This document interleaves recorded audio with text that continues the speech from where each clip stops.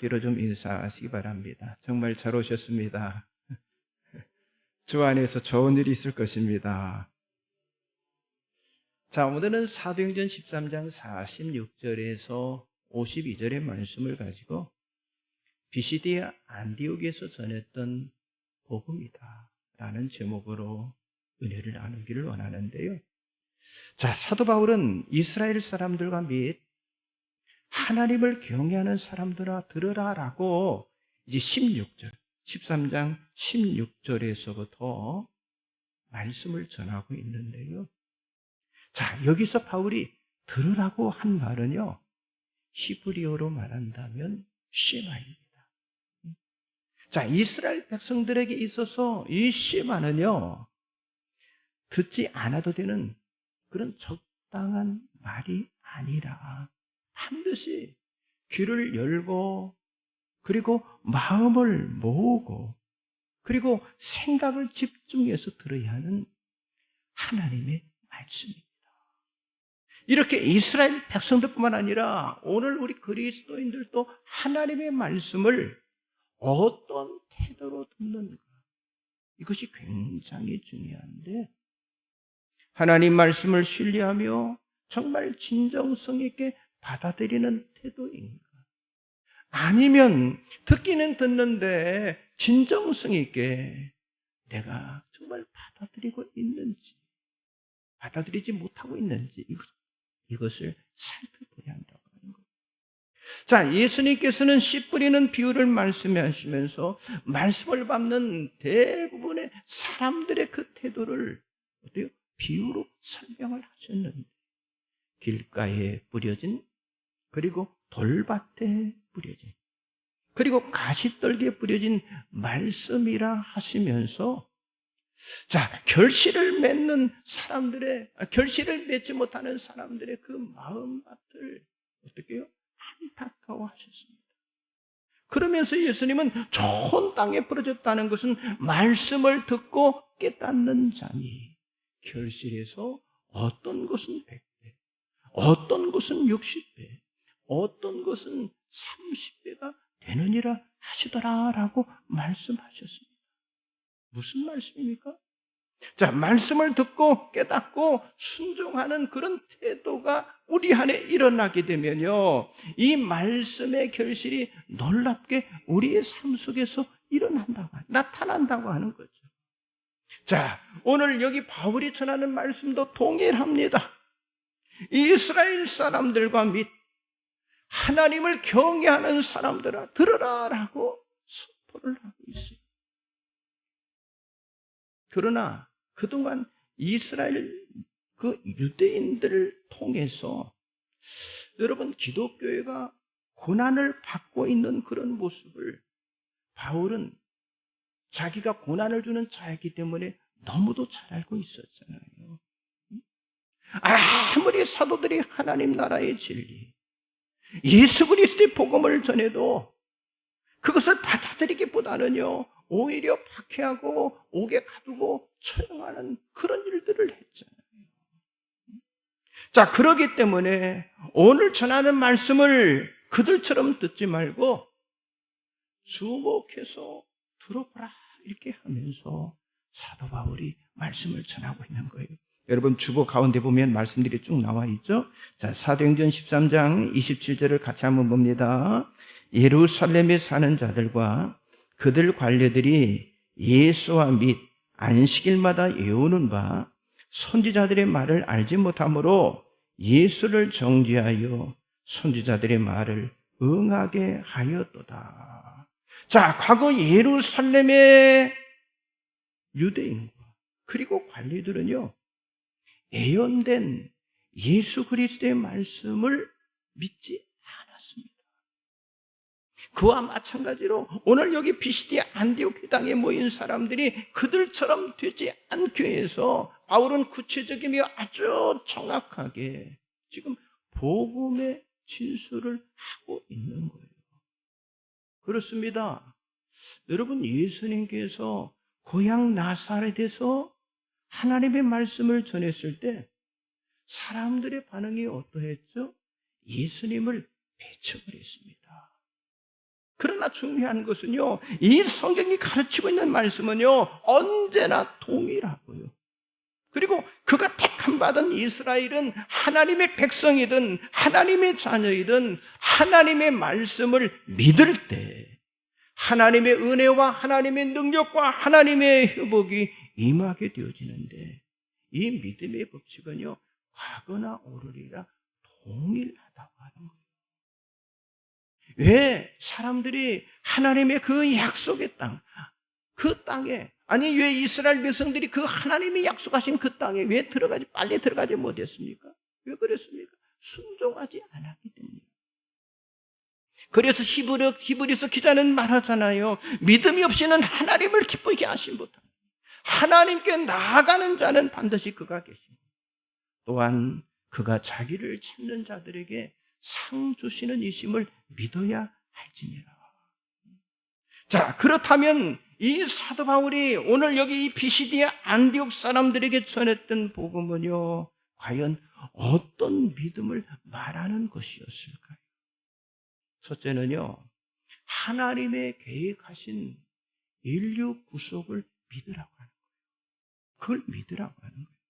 자, 사도 바울이 여기 비시디아 안디옥 사람들을 전도하기 위해서 지금 믿음을 말하면서 뭐 예수 천당, 불신족이라는 그런 논리로 말하지 않고요, 하나님의 원대한 구속의 여정, 그리고 구원의 계획이 이스라엘 역사 속에서 어떻게 성취되었는지를 아주 자세하게 지금 말하고 있어요. 그래서 사도 바울은 이스라엘 백성들이 예굽에서 해방된 곳에 대해 11절에 나와 있습니다. 그리고 40년 광야 생활 18절, 그리고 가나안 땅에 들어가까지 450년 보낸 역사 19절, 그리고 사사시대 왕정시대 다윗 20절에서 22절, 그리고 그 후손인 그리스도가 오시기까지의 역사에 대해서 말씀을 쭉 전하고 있는 거예요. 그런데 하나님의 구속의 역사에서 이스라엘 백성들의 반응은 어떠했느냐? 반역과 그리고 범죄와 원망과 불평과 불신앙뿐이었다고 하는 거예요. 자, 사도행전 13장 18절 말씀 나와 있죠? 같이 한번 보겠습니다. 광야에서 약 40년간 그들의 소행을 참으시고, 여기 참으시고라는 말씀이 나와 있는데, 이 참으시고라는 말씀의 의미는요, 반복적이고 습관적인 일에 대해서 참는 것을 말하고 있는 거예요. 그러니까 이스라엘 백성은 언제나 반복적으로 하나님께 대해서 그들이 불순종했다고 하는 거예요. 자, 이스라엘 백성들의 그 허물과 결점과 실수에도 불구하고요, 하나님은 쉽게 은혜를 거두시거나, 그리고 구속의 계획을 결단코 포기하지 않으시고 끝까지 참으시고 진행을 시키셨어요. 여러분, 하나님의 이 구속의 사건 중에 사실 가장 불행했던 역사는요, 사사시대입니다. 350년간. 거기다 사울의 기간을 포함한다면 400년간의 비극이었어요. 자, 사사는 이스라엘 지도자 여호수아 사후부터 이스라엘의 초대왕 사울 왕의 등장까지 그 과정 속에 하나님에 의해서 세워진 이스라엘의 구원자, 그러니까 군사와 정치 지도자 그리고 선견자를 세워서 다스리는 그런 역할을 함으로써 이스라엘을 위기에서 구해내도록 보냄받은 사람들이 바로 사사였습니다. 그러니까 400년 동안 사무엘을 포함한 13명의 이 사사들을 하나님께서 보내셨지만 이스라엘 백성은 어땠습니까? 그 사사들의 말씀을 듣지도 않고 그리고 순종하지도 않았다고 하는 거예요. 한마디로 이스라엘 사람들은 자기 생각 좋은 대로 행동하는, 어떻게 보면은 암흑의 시대를 만들었고요. 그리고 가나안 원주민들의 타락한 우상의 종교와 문화에 아주 심취해서 악습을 본받고 그리고 바알 숭배까지 하게 되었어요. 또 이방 족속과 자폰 혼인으로 인해서 하나님의 그 언약을 파괴해버렸고요. 유일신 여호와의 신앙을 상실해버렸고, 그리고 하나님을 떠난 그들에게는 이방 나라의 침략으로 정말 고통을 받던 그런 시대였다고 하는 거죠. 그러나 그렇게 불순종하던 이스라엘 백성들이었지만은요, 하나님은 포기하지 않았어요.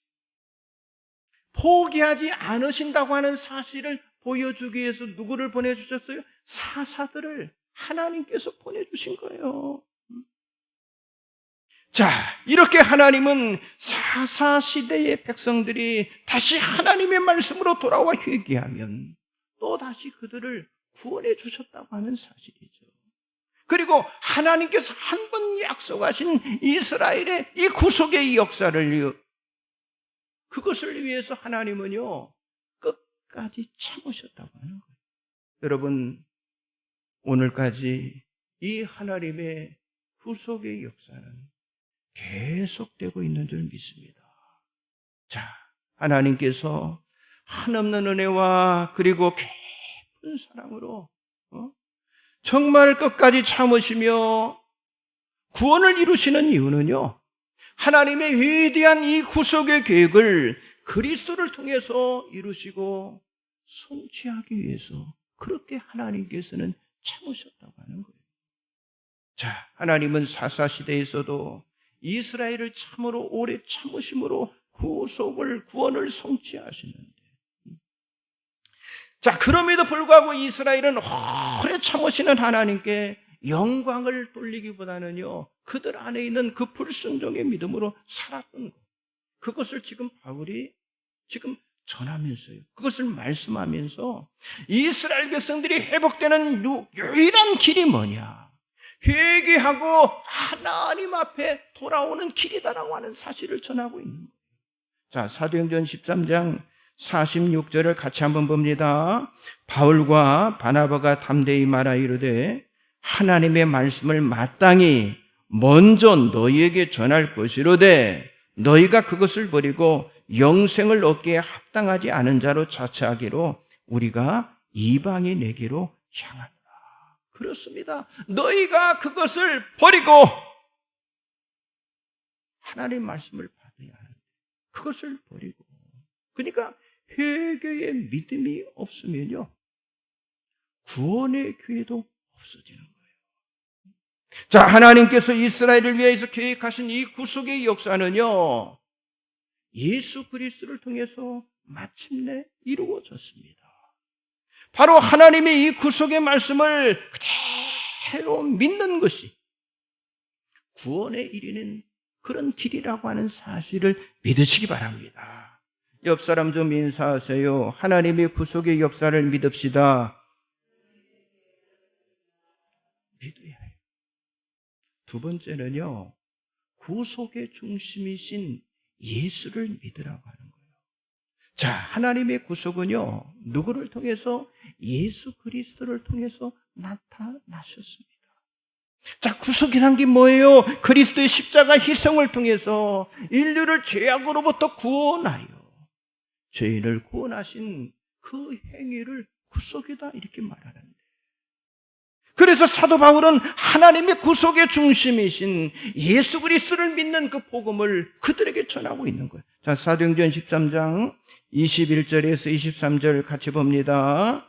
그 후에 그들이 왕을 구하거늘 하나님이 베냐민 지파 사람 기스의 아들 사울을 40년간 추셨다가 배하시고 다윗을 왕으로 세우시고 정언하여 이르시되 내가 이새의 아들 다윗을 만나니 내 마음에 맞는 사람이라 내 뜻을 다 이루리라 하시더니 하나님이 약속하신 대로 이 사람의 후손에서 이스라엘을 위하여 구주를 세우셨으니 곧 예수라. 자, 사도 바울은 이스라엘 역사 가운데 잘못된 것은요, 사람들이 하나님을 대신해서 자신들의 왕을 요구한 것이다 이렇게 말씀하고 있는데, 사실 이스라엘 백성들이 세상의 왕, 하나님을 대신해서 세상의 왕을 찾는다고 하는 건요, 하나님의 다스림을 벗어나려는 그런 불신앙의 태도였잖아요. 그건 하나님을 싫어하는 그런 행위였습니다. 그러나 하나님께서는요, 그런 이스라엘 백성들의 잘못된 선택에도 불구하고 다윗 왕을 세우셨어요. 예수 그리스도를 준비하셨다고 하는 것이 지금 바울이 전하는 바로 중심적인 메시지였어요. 바울은 드디어 다윗을 말하면서 예수가 다윗의 후손으로 오신 진정한 메시아예요. 그리고 이스라엘 역사의 주인공이라고 하는 사실을 선포했는데, 다시 말해서 예수님이 이 세상에 오신 것은 하나님의 구속의 역사의 긴 여정의 열매로 성취가 되었다고 하는 사실을 말씀한 거예요. 그걸 전하는 거예요. 그러므로 지금 바울이 말하는 이스라엘 백성의 모든 역사는요, 결국 메시아이신 예수 그리스도가 오심을 준비한 것이었기 때문에, 그러므로 이스라엘 나라의 역사와 하나님께서 보내시고 세우시는 모든 역사에는요, 항상 예수 그리스도가 중심이라고 하는 사실을 선포합니다. 지금 사도 바울이 이 비시디아 안디옥 사람들에게도 하나님의 구속의 중심이 바로 예수 그리스도, 그래서 너희들이 그것을 믿어야 한다라고 선포를 하고 있는 거예요. 그런데 보세요, 이스라엘 사람들, 유대인들은요, 예수가 중심이 아니었어요. 언제나 모세를 자신들의 메시아로 생각하면서 어때요? 율법적인 신앙으로만 모든 것을 받아들였어요. 그러나 바울은요, 전통적으로 믿어왔던 모세보다 더 위대한 분이 바로 예수 그리스도라고 지금 전하고 있는 거예요. 그리고 바울은 모세의 율법을 힘써 지킴으로 의롭게 되고 구원에 이르는 것이 아니라 예수 그리스도를 믿는 믿음만이 구원에 이르는 의가 된다는 것을 39절에 말씀을 하고 있습니다. 여러분, 율법의 본질이 무엇입니까? 자, 로마서 3장 20절 같이 보겠습니다. 그러므로 율법의 행위로 그의 앞에 의롭다 하심을 얻을 육체가 없느니 율법으로는 죄를 깨달음이니라. 율법은요, 죄를 알고 깨닫게 하기 위해서 우리들에게 주어진 거라고 하는 거예요. 그러므로 사도 바울은 율법을 지킴으로 구원을 받는 것이 아니라 예수님이 지신 그 십자가만이 유일한 길이라고 하는 사실을 선포합니다. 그것이 바로 복음의 진수이고 바로 믿음의 중심이라고 하는 사실을 전했던 거예요. 여러분, 여기 말씀 나와 있죠? 사도행전 13장 29절 30절 같이 한번 봅니다. 성경의 글을 가리켜 기록한 말씀을 다 응하게 한 것이라. 후에 나무에서 내려다가 무덤에 두었으나 하나님이 죽은 자 가운데서 그를 살리신지라. 자, 예수님이 이루신 하나님의 의가 십자가에서 완성이 되었다고 하는 사실을 선포를 하는 거예요. 여러분, 구속의 중심이 누구라고요? 예수 그리스도이신 줄 믿습니다. 여러분, 우리가 보고 있는 이 성경의 중심도 누구예요? 바로 예수 그리스도가 중심이 되는 줄 믿습니다. 그래서 구약 성경은요, 오시는 메시아에 대한 예언이고 신약 성경은 그 예언이 성취되었음을 우리들에게 밝히고 있는 줄 믿습니다. 이것을 믿는 믿음으로 하나님의 구속이 우리 안에서 성취가 되어지는 줄 믿습니다. 여러분, 율법으로 구원받지 못합니다. 행위로도 구원받지 못해요. 아니, 사람의 의로도 구원받을 수가 없습니다. 오직 구원은 예수 그리스도를 믿는 믿음뿐이라고 하는 사실을 믿으시기 바랍니다. 옆 사람 다시 한번 인사하세요. 오직 예수로만 구원받습니다. 마지막 세 번째, 하나님의 구속이 땅끝까지 이루어짐을 믿으라고 하는 거예요. 자, 비시디아 안디옥에서의 이 바울의 전도에서 지금 사도 바울이 전한 복음은요, 개인의 구원을 넘어서 인류 구원에 대한 하나님의 구속의 완성에 이 바울의 메시지에 초점이 있는 거예요. 자, 사도행전 13장 47절 말씀 나와 있죠. 주께서 이같이 우리에게 명하시되 내가 너를 이방의 빛으로 삼아 너로 땅끝까지 구원하게 하리라 하셨느니라 하니. 자, 바울은 하나님의 구속의 계획이 한 개인의 구원에 있지 않고요, 이방을 빛으로 삼고 그리고 땅끝까지의 구원에 있다는 것을 강력하게 선포하면서 자기 자신이 지금 예수 그리스도의 증인으로 쓰임받고 있다고 하는 사실을 지금 전하고 있는 거예요. 그렇습니다. 하나님의 구속의 역사는 멈추지 않고 지금도 예수의 증인들로 인해서 인류를 향해서 계속해서 진행이 되고 있는 줄 믿습니다. 여러분, 이 얼마나 놀랍고 위대한 일입니까? 한번 생각해 보세요. 지금 사람들이요, 자, 코로나 팬데믹 유행 그리고 재앙으로 보세요. 2년 전에 지구가 다 끝나는 줄 알았어요. 사람들. 이렇게 해서 다 죽게 되는가. 그래서 막 공포에 어찌할 바를 몰랐잖아요. 그런데 지금 더 안타까운 건요, 지금도 많은 사람들이 이 코로나 팬데믹에 완전히 지배를 받는 그런 시간을 보내고 있다고 하는 거예요. 지금은요, 털고 일어날 때이고요, 지금은 사람의 관점이나 어떤 자기 프레임이 아닌 좀 더 큰 렌즈, 큰 안경을 통해서 세상을 바라보면서 희망을 말하고 정말 새로운 용기를 말할 때가 바로 지금 시간이에요. 그런데 사람들이 지금도 두려워 떨고 있는 거예요. 자, 사도행전 13장 48절을 같이 봅니다. 이방인들이 듣고 기뻐하여 하나님 말씀을 찬송하며 영생을 주시기로 작정된 자는 다 믿더라. 여러분, 여기 사도행전 13장 48절에 이런 믿음이 우리에게 필요한 거예요.